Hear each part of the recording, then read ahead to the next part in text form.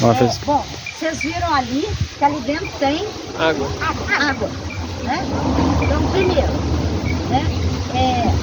Lembrando que a gente falou lá nos primeiros dias de aula que o nível freático, né, não é um rio subterrâneo, né? Então vocês viram ali, eu abri ali, é um buraco, não tem saída para um lado ou saída para o outro, né?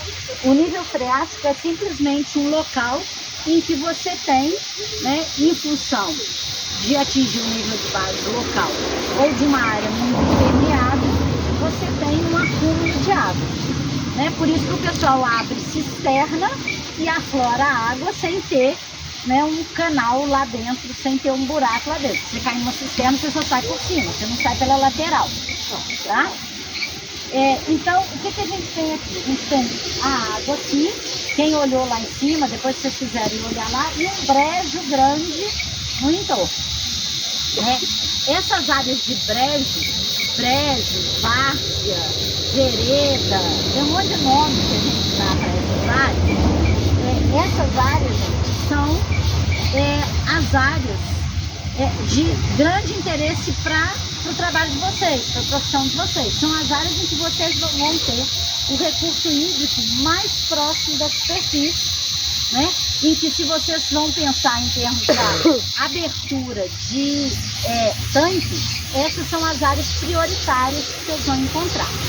Nessas áreas predominam, aí sim, solos hidromórficos, reais, sem estarem assoreados.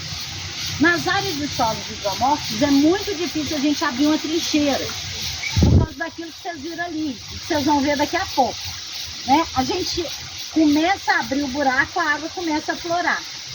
Então não tem como a gente ficar abrindo uma trincheira para poder olhar efetivamente qual é a característica do solo. Com essas limitações, o que a gente usa? A gente usa isso aqui, isso é um trado, tá? Vocês já devem ter visto um trado que a gente chama de boca de lobo, que muita gente viu na construção. O pessoal bate, fecha e tira, tá? Esse aqui ele é um pouquinho diferente, ele chama trado de rosca, que o objetivo ele parece um saca-rolho, tá? Literalmente, e o objetivo é que a gente tire a amostra do solo para conseguir ver na superfície como é que o solo se comporta em profundidade, tá? Então, quem está com as minhas bandejinhas, por favor, traz aqui para mim.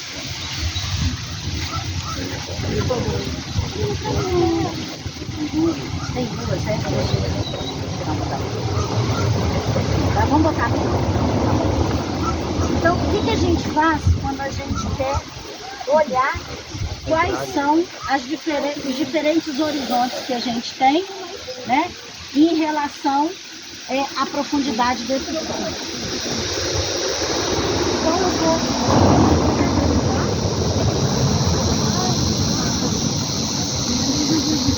E literalmente, eu quero evitar da onde. Já pulei.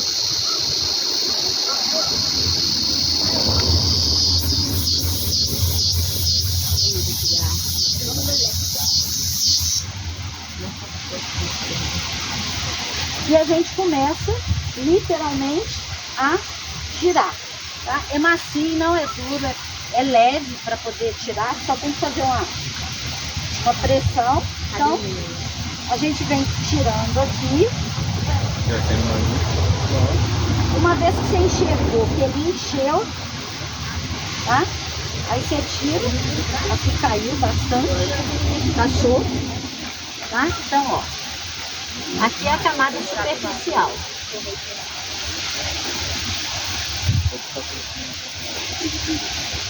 Eu vou no mesmo local e continuo tirando.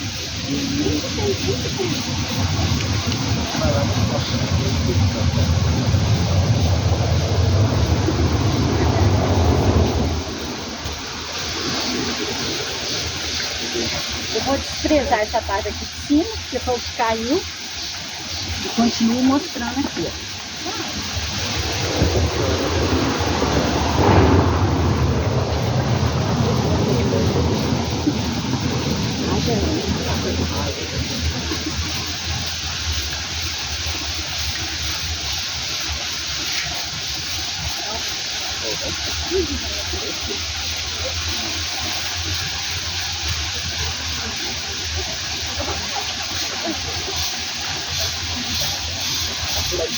Ah, você passa a mesma ordem que tirou lá. Exatamente. O que eu tô fazendo, gente, é reproduzindo lá pra gente ver aqui, tá?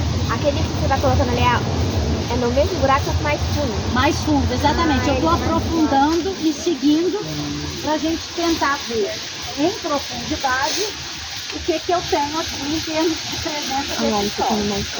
Aham.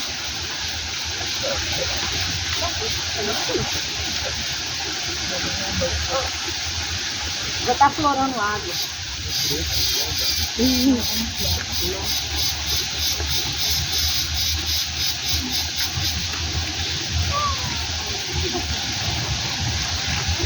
Já tá saindo água, é? Tá florando. Daqui a pouco não consigo mais tirar. Quando aflora a água, não sai mais sol. Só tô brincando. Você não consegue mais tirar. Ah, não, que todo mundo.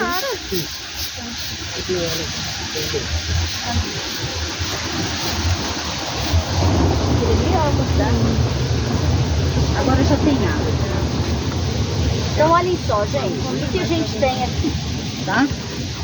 Aqui no fundo, a gente já começa a ter uma coisa semelhante ao que a gente viu lá, ó, manchas cinzentas, mais claras, tá? Aqui, ó, pessoal que tá aí, ó, aqui, ó, indicando já um ambiente redutor, a mesma coisa.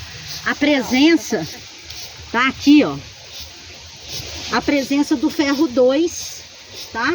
Nessas áreas. Então, a gente começa a ter, né, um indicativo da presença desses solos hidromórficos. Aqui o que a gente tem é um gleissolo, é um solo hidromórfico real. Se a gente vier aqui, igual eu falei, provavelmente final de novembro, começo de dezembro, a água já está aqui. A água aflora na superfície desse solo, tá? Para vocês, uma importância essencial. Quanto mais perto do recurso hídrico, menos gastos vocês vão ter em termos energéticos para pegar a água que está lá embaixo e levar para um ponto lá para cima. Isso não é um desejo que a gente tem. A gente normalmente vê os tanques de criação nos locais mais baixos, justamente porque estão próximos do nível freático, tá? Então aqui a gente tem um gleissolo. Obviamente, aqui, né, falando da realidade daqui, essa água não seria a água que vocês iriam utilizar para fazer, porque ela tem problemas de contaminação, deve ter recebido esgoto, mas vocês sabem disso melhor que eu. Quando vocês vão fazer um planejamento, vocês vão ter que coletar água, mandar para análise, ver o que tem, né? Água, vocês sabem, né, nem sempre o que é desejável para potabilidade é o que é desejável para criação. Então, vocês vão ter que analisar isso tudo, né? Mas sem dúvida a proximidade com o recurso hídrico ajuda muito, né? Então vocês vão ter essa proximidade aqui e tem que analisar a qualidade da água para saber efetivamente se vai valer a pena para vocês ou qual que é o custo de tratamento, se vocês vão ter que fazer algum tratamento, alguma incorporação para vocês poderem ter, né, um tanque efetivo para que vocês tenham uma relação custo-benefício boa em termos da produção que vocês têm em vista, tá? Então a gente tem essa característica marcante associada a esse solo. Esse solo, gente, se vocês quiserem, esse solo tem uma característica diferenciada, ele é bem silfoso. Quem nunca pegou nada com silt, tá? Se vocês pegarem aqui, ó, pode pegar. Põe entre o polegar e o indicador, parece um talco, parece que escorrega na mão, tá? Eu chamava isso de argila. Pois é, não é, isso é silt. Quem quiser, quem quer mais aqui, ó. Eu pego pra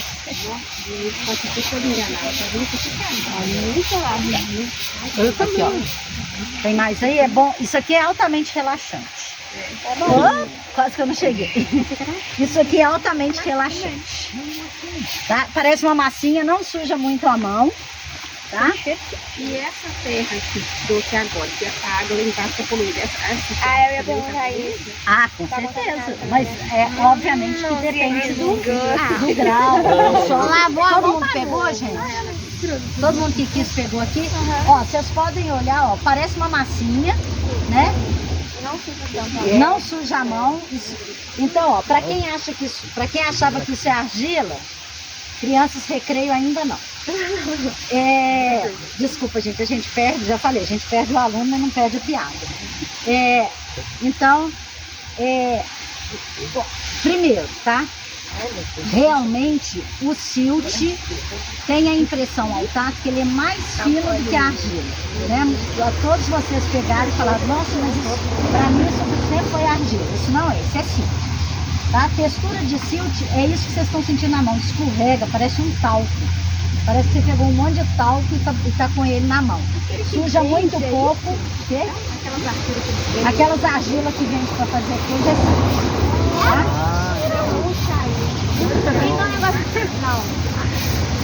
Por que essa diferença em termos do tato? Tá? Parece base em pó, né? Quem usa base em pó, quando você pega ou pó compacto para poder, é a mesma textura, tá? Já que é modelo. Modela, exatamente.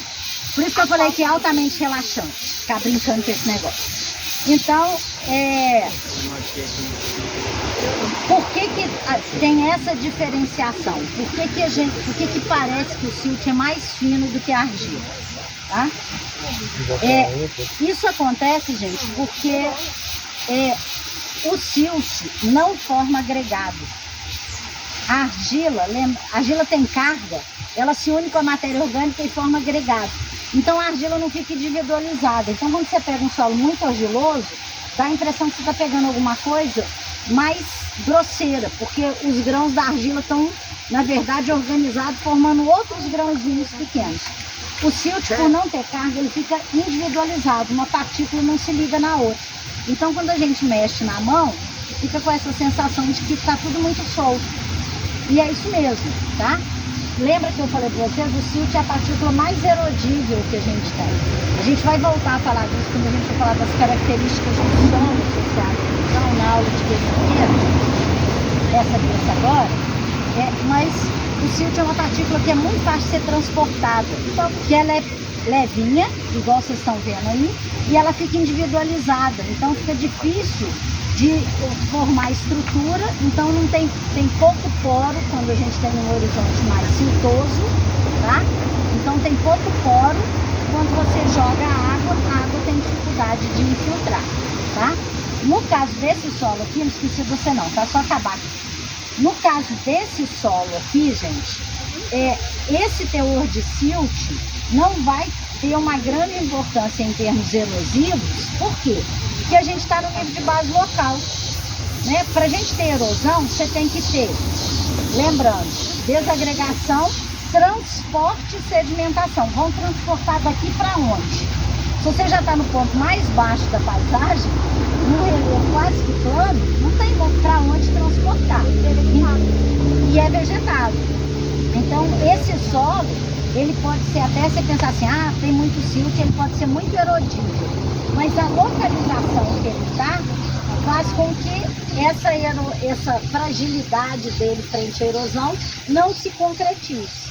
Então, aquilo que a gente está falando também, entender ambiente e entender que o solo, no nosso caso, e o processo erosivo ocorre no ambiente. No solo, dentro do ambiente onde esse solo está colocado. Ele não vai acontecer, né, solto no espaço, no tempo. A gente não pode caracterizar única e exclusivamente o solo, tá? Agora, esses solos, gente, hoje, pela legislação brasileira, são áreas de proteção permanente, tá? Então, se você olhar hoje a legislação florestal, o Código Florestal Brasileiro que está em voga, todas as áreas inundáveis próximas ao curso, as planícies de inundação próximas aos cursos d'água, são áreas de proteção permanente.